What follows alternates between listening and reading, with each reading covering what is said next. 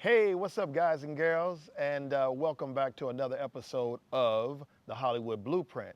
I'm your man, Bentley Kyle Evans, and today we're going to talk a little bit about a film that I penned or co penned called A Thin Line Between Love and Hate, starring none other than Martin Lawrence. So sit back and enjoy because we're going to get into this. Okay, so let's talk a little bit about the creation of the feature film A Thin Line Between Love and Hate. So, when you think about the film A Thin Line Between Love and Hate, you can't help but to think of that old familiar tune, A Thin Line Between Love and Hate. It's a thin line between love and hate, and where the singer talks in depth about how he drove a woman to go ballistic on him, basically. He played with her emotions, and the reality was he got what he deserved in the end. So, how that film came about was, and I remember it somewhat vividly, I think others may have different ideas, but what I remember was I was sitting with Martin, and we were sitting in his backyard at his house, and we were just listening to old music and just hanging out around the pool. And I remember Martin saying distinctively to me, him saying, "Hey, Ben, have you ever really listened to this song?" And of course, I was like, "A Thin Line Between Love and Hate? Yeah, of course, definitely. Of course I know the song." He said, "Nah, man, nah. Have you ever really listened to the story in A Thin Line Between Love and Hate?" And up until that moment, I hadn't really paid attention to the real story. It was just an entertaining song that I grew up on. But when we broke it down lyrically, it was telling the story of this woman who had her emotions played with, and she was not having it. And so he did one thing to push her to really flip the script on him and make him suffer for all the girls that he had toyed with their emotions in the past, and of course, her emotions as well. So as we're sitting there listening to the song, he plays it over and over and over again. And the one thing about Martin, he's a very creative guy. And once he gets his mind set on something, he's all the way in. So as we're listening to it, he goes, "Now you're getting it, huh? You hear the story now. Ben, it's basically the black fatal attraction. It's the black fatal attraction. You know, when she says it's 5 o'clock in the morning, he says it's 5 o'clock in the morning, he's just getting in, and she's cool and calm. She asks him what he wants to eat and everything. So he feels like, hey, listen, I can just, run the game on her all day long. But little does he know she got something in store for him. And then, of course, in the end, he ends up laying in a hospital, just like the song says. So he said, we should take a stab at writing a script that would depict what this story really is. And so we sat back and just listened to it over and over and over again, and we came up with the idea to write a script based upon the song. And so, of course, at first the thought was, we'll make it into a spoof. We'll make it into a spoof comedy movie, and it'll just be funny, and because we'll basically tell the story in a way that black people can really relate. Because it's like a black woman wouldn't have the same expectations that a white woman would in the movie Fatal Attraction. A black woman's version of that would be something a little more psychological. Let's just put it like that. So we're sitting down, we come up with this idea, and Martin says to me, here's what you got to do, Ben. When you're thinking about this thing, I need you to start writing with, and you're not going to believe this one, start writing it with Jada Pinkett in mind for the main role, because Jada was hot after doing Jason's Lyric, and we were seeing Jada on a regular. She was hanging out at the Martin show because she was friends with Tisha and Tashina. And so he thought, hey, I'll do a movie with Jada. That would be a real good look. So I wrote a draft of the film. Martin was out on tour, And I just, I took the liberty to just write this movie script, this feature film script.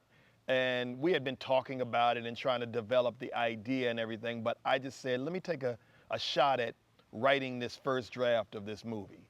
So I just started studying movie scripts. Of course, I was writing a TV show at the time, The Martin Show, but I was just thinking I need to get a feature film under my belt. And so Martin was the perfect guy to allow me that opportunity. So I just started thinking about it over and over again, and I started writing the script. So I write this, what I considered to be a really good script, a funny script, and it was very spoofy. It was, very over the top comedic, where Martin could just be this over the top comedic guy, right? And so after he got home from tour, I handed him a script and he read it, and then we got the team together, some other writers, some other friends, Benny Richburg and Steve White, and a young lady named Peaches Davis, who was the development person at Martin's company at the time. And we said, hey, look, this thing could be real. Let's get inside of this room, and let's really, really dissect what this story is. So we took what I had already written, and Martin says, no, we got to take it to the next level. It's a pretty good script, Bent, but I think we can go deeper. So, it was a long process, because we originally wrote the movie for Fox Studios, for 20th Century Fox, and we had offices on the Fox lot. Martin had struck a deal with them, and it was a really cool deal. A Thin Line Between Love and Hate was the one that Martin really was passionate about, and so it took two producers, George Jackson and Doug McHenry, to really understand the story that we were trying to tell. The problem was Fox had given us the money to write the movie, so they owned it. So Doug and George, through their company, Savoy Films, they came up with the idea of, hey, we believe in it so much, why don't we buy it from Fox? So they bought the script from Fox, and so now we were able to develop the movie. And so in the early incarnations of the script, it kept changing and changing, and of course Martin got involved and inserted himself in as one of the writers, and had some really great ideas. So we started writing it with Martin's vision included in it, and then we brought in our other buddy, Kenny Buford, who was also a writer on The Martin Show. And so Martin gave us his ideas and said, okay, you and Kenny team up on this, and you guys bring this vision to light. So in our early casting sessions, even before the movie really got greenlit, we started looking at different actresses, because, the original idea, again, was for Jada to star in it with Martin. But we said, you know what? Let's look at other actresses as well, and not just set Jada Pinkett in stone to play that role. Let's look at other actresses that are out there as well. And so we saw several black leading ladies for the role. And then Lynn Whitfield walks in the room. Now, Lynn Whitfield she's probably 10 years older than Martin. And so, of course, when she first walked in, it was a joke, because it was like, we love Lynn Whitfield, but why they send this older woman in here? We love Lynn Whitfield and everything. We absolutely adore her. She had done the Josephine Baker story and so many other movies that we knew her from.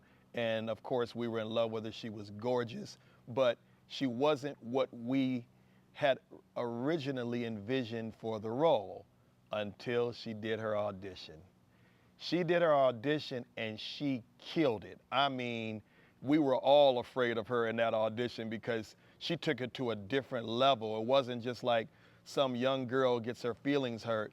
This was a real woman who had been scorned, and she was out to teach this guy a lesson for going around and playing with women's hearts. So immediately after she read, Martin says, hey man, we got to do a rewrite, bro. This movie can't be what it is right now. We got to change the script again, because now I think we go with Lynn Whitfield and we change it to, it's an older woman that he's playing with now. It ain't like somebody that's on his level or some young girl that he's just out there toying with in the streets. It's got to be about this older woman who's scorned, who had been through a lot. She's got money, she's got prestige, but she ain't for the bullshit, right? So we had to go deep, deep, deep in our bag to really come up with that story. And of course, Martin was leading, he was leading the engine. Nah, it got to be this, it got to be that. No, you got to change this, we got to change that. And we spent countless, countless, countless nights trying to figure out what that new storyline was going to be. And then once we got it, it was like, okay, now let's write in that direction. Let's make this film not so much of a slapstick comedy anymore. Let's turn it more into almost like a dramedy that had comedic elements in it, but it was more so dramatic. And so, having a project where Martin could really, really express his acting chops on the dramatic side, and he did it masterfully. But that was the idea behind it, taking it from being a big, broad comedy into being something that's more like a thriller, a comedic thriller. And when you think about it, you don't see too many of those. I hadn't seen too many of those in my lifetime. It was somewhat of a new genre, sort of in the way that Jordan Peele has been able to take comedy and mix it with his horror type of genre of films and kind of create his own lane. And we were able to do that with A Thin Line Between Love and Hate all those years ago. And like I said, Martin was very vigilant in this. He really wanted this film to go. And we talked about different directors. And then finally, Martin says, I'm going to direct it. Cool. Well, who better to direct it than the guy who envisioned it from the beginning? And so it was set that Martin was going to direct this film. And so after we locked in on Lynn Whitfield as that lead character, now we rewrote the film to kind of favor her potential as this arch nemesis to Martin, or who became an arch nemesis to Martin, all by his own devices. So now we have a really good movie idea. So then the rewrite comes.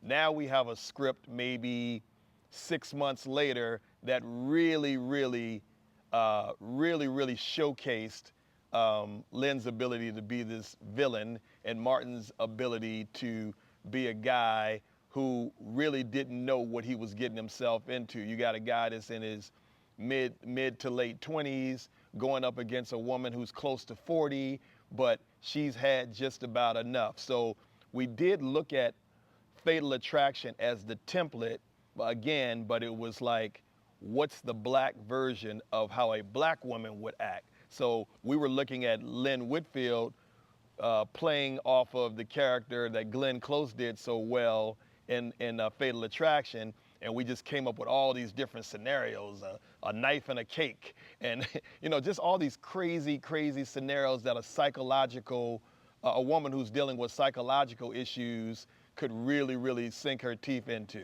So now, once we locked in on Lynn as the main character, then the thought was, okay, now we have to have all these supporting cast members, and who other than Bad Boy himself, Bobby Brown, shows up for an audition. And Martin was like, we got to have Bobby. Bobby was hot as fire at that time. He was on top of his game. He had already left New Edition, and he had a solo career that was out of this world. But could Bobby act? Well, we didn't really know until he came in and he auditioned. And he did it so well. So now we know we got Martin Lawrence, we got Lynn Whitfield, we got Bobby Brown. That's enough to get the engine rolling on this film. Now, mind you, Martin had already done Bad Boys 1, so he was already a international box office star. And of course, his agents and managers, they didn't think that A Thin Line Between Love and Hate was the movie for him to do at that time, riding off of the momentum of Bad Boys 1. But Martin knew that this was his passion piece and this was something that he really wanted to do. So he just kept talking to his team and talking to whoever the powers that be, and we were able to get a green light. And all of the different characters fell in place, like Roger Mosley, and so many others were in that film. Regina King, I loved Regina King. I still love Regina King. Very dear friend of mine. We grew up on the same block, went to the same high school. So we had a lot in common. So when we brought the film idea to Regina. She immediately jumped on. She said, I want to be a part of this because I feel like it's a really good project. Think about it. At that time, there were more black films being made than there are today, but there was nothing like that in the marketplace. So once we got this thing casted, we set it in motion. George and Doug told us, you know, do your thing. We're going to support you guys 100%. Again, that script got rewritten. I can't tell you how many times. But I can tell you it was more than 10 times. You know, we brought in another writer by the name of Kim Bass. He came along and did a pass. Martin wasn't really into that pass, so we ended up going back to our earlier draft and elaborated on that earlier draft. And the next thing you know, we had a shooting draft. So now we go into production and we shoot A Thin Line Between Love and Hate. And I tell you, it was one of the most gratifying experiences of my life because now I'm looking at the opportunity to have a feature film of mine produced. Now, when I say mine, that's a very selfish thing for me to say because, of course, Martin was a co-writer and Kenny Buford was a co-writer, and we had contributions by Kim Bass. So it was definitely a team effort to get that film to where it needed to be in order for it to be a success. And we had all sorts of ideas as we were going along with the film, making the film. We thought about all sorts of other things, like Martin wanted a helicopter shot that shot over the ocean that went over and it established the main house that we were going to utilize in the film, and it was supposed to be Lynn Whitfield's character's home. And so we had to hire this helicopter shot to do this $150,000 shot, which you could do with a drone today. But back then we didn't have drones, so we had to hire a helicopter crew to get this beautiful shot. And I believe that shot absolutely made the movie. It really, really set the movie off. And then the way that the film ended in this mansion where Martin's character falls into water, into a pool, because he's been savagely shot and stabbed and all these wonderful things that we came up with in the script. Of course, again, as it went on in the creation of it, things changed and stuff like that. And the ending wasn't exactly what we had envisioned, but it came out better in my opinion. So with A Thin Line Between Love and Hate, when thinking about it, you really just think about how simplistic it was to sit down and listen to a song and really focus in on the lyrics of a song and the story that the songwriter was utilizing to tell this story of this beautiful song that turned into a classic song in the 70s. And now here we were reviving it and turning it into a feature film that somewhat had some of the same themes that the song had in it.